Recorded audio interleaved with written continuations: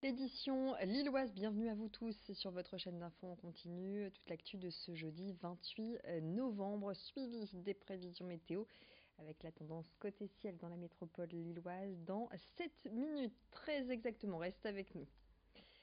En bref, un bébé retrouvé mort dans un coffre de voiture, ça s'est passé à Tumeries.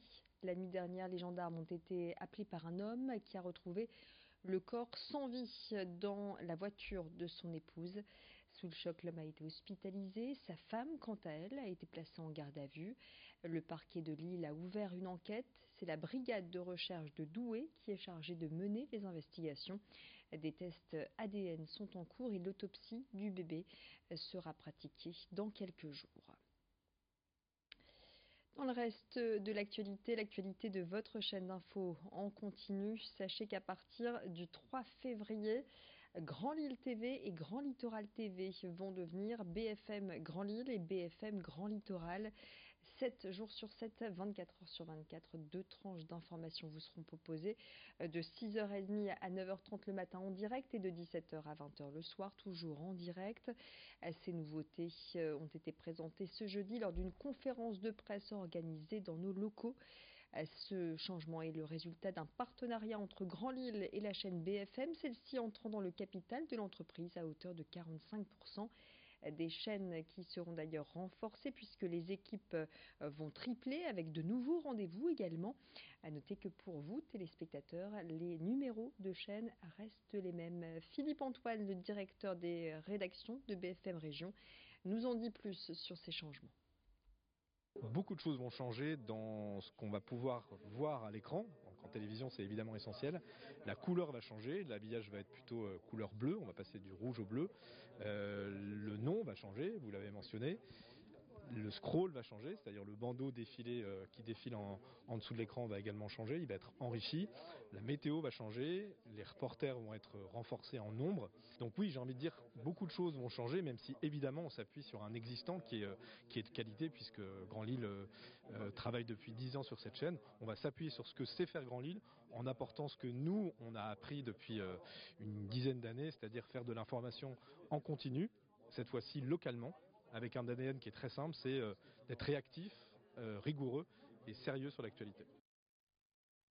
Et l'on parle sport ce vendredi, le LNB reçoit Blois dans le cadre de la 8e journée du championnat de Pro B. Un match qui s'annonce costaud pour les nordistes face à une équipe co-leader du championnat et qui enregistre la meilleure offensive cette saison. Blois ne compte qu'une défaite et reste sur une série de 4 victoires consécutives. De son côté, le LNB, invaincu à domicile et classé 7e, doit se remettre de sa défaite à Évreux vendredi dernier. Score final 73-62. Avec une équipe au complet et un bon début de saison, le coach Jean-Marc Duprat reste confiant face à un adversaire qui devrait pousser les Red Giants à redoubler d'efforts demain. L'équipe sera au complet, normalement. On a récupéré tout le monde. Non, ça doit être une force. Je pense qu'on a aussi peut-être un peu de difficulté parce qu'on avait l'habitude de jouer diminué avec un effectif réduit. Maintenant, il faut réapprendre à jouer à 11. Mais bon, je préfère quand même être à 11 qu'à 7 ou 8. On se prépare normalement, comme les autres équipes, en sachant que si on veut gagner le match, il va falloir donner certainement peut-être 20% de plus que d'habitude. Donc au lieu de 100%, il va falloir en donner 120. Effectivement, c'est une grosse équipe, on s'y attend. Donc je pense que la motivation, normalement, sur ce genre d'opposition est toute trouvée. On joue les premiers, donc on devrait être motivé. Lille-Blois, c'est ce vendredi à 20h au Palais des Sports Saint-Sauveur à Lille.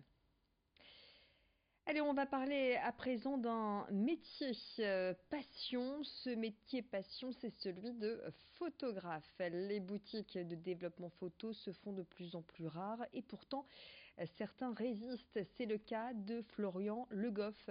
Il possède un atelier rue Inkermann à Lille et une boutique rue Pierre-Mauroy. Sa spécialité, l'argentique. Florian Le Goff est imprimeur spécialisé en photo et il surfe sur le retour de l'appareil photo argentique. En effet, malgré les smartphones et les appareils photo numériques, certains consommateurs souhaitent retrouver le plaisir de la photo sur papier. Et surtout, le plaisir qui passe notamment par le fait de découvrir ces photos plusieurs jours après les avoir prises. Jerry Jouot de Fer a rencontré cette irréductible de la photo argentique. Entre ce qu'on a en tête et la photo qui va sortir, il y a un gros différentiel.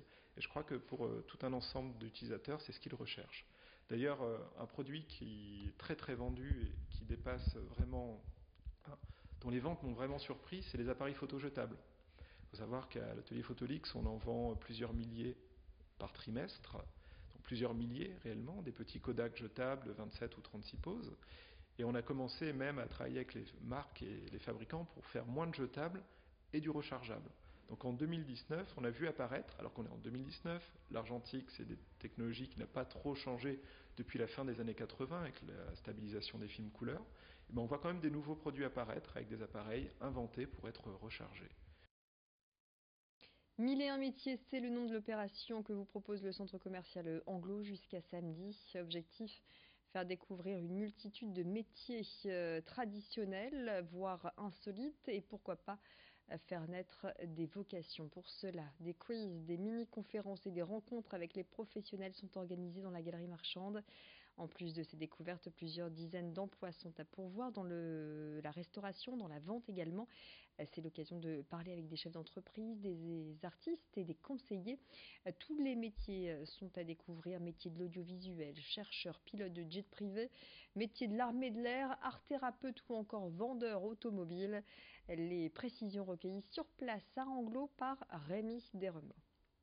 On essaie d'intéresser tout le monde, que ce soit les adultes et les enfants, au métier des gens qui sont sur la zone, mais aussi de tous les acteurs locaux. C'est-à-dire qu'il y a des gens qui viennent d'un petit peu partout il y a des art thérapeutes, il y a des pilotes de jet privés qui viennent nous expliquer des métiers insolites. On aura plein de métiers différents, vraiment, je sais même plus, il y a aussi un simulateur de vol Aviasim qui est là sur place. C'est vraiment génial et c'est gratuit. Normalement, c'est payant, ça est très cher. Donc venez le faire aussi. Des coachs sportifs, des formateurs et plein de métiers intéressants à venir découvrir.